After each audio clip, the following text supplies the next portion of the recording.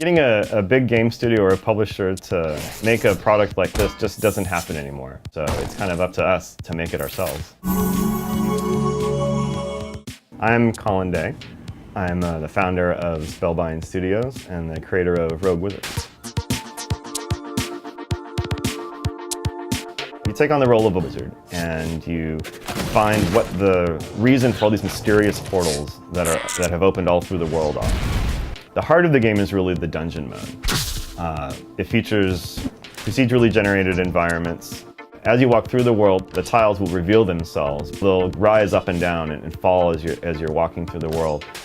The loot that you find in the dungeons also is procedurally generated. No two weapons are alike. Rogue Wizards is a turn-based role-playing game, but don't let that fool you. It's still very fast. Some of the actions occur in parallel. You're all just going to move at the same time. But if you're doing something like casting a fireball, you get to cast your spell and you watch the fireball happen, you watch his reaction to it, which makes combat really snappy. In the magic system, there are 6 schools of magic. All the magic spells take are just reagent, so there's no magic points, there's none of that. These same magic materials are used for crafting. In between all of the dungeons, you can go back to what's your wizard tower, and this is sort of your sanctuary.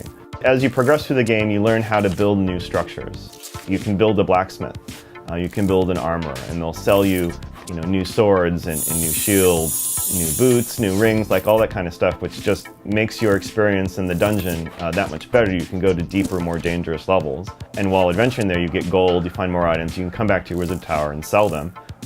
And upgrade those vendors so they give you more items, better swords, the better shields. You can go into even deeper dungeons, and that's the core game loop.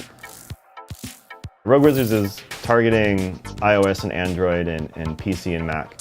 Using an engine like Unity 3D really reduces the risk for this kind of project. And this allows us to go to any platform that Unity goes to. All the funding we receive goes 100% into making the game. I've specifically chosen a scope of the game that can be completed with relatively modest funds. Your funding is really going to making the artwork for those environments that don't exist yet, structures in the tower mode, new monsters, all the animations for them, all of the objects that go in those environments. I hope when you play the game, it'll be a fun, lighthearted, but deep role-playing experience. This is something that's made because I love building these sort of things. I love playing this sort of stuff. And there's a lot of people out there like this sort of stuff too. Thank you for your support.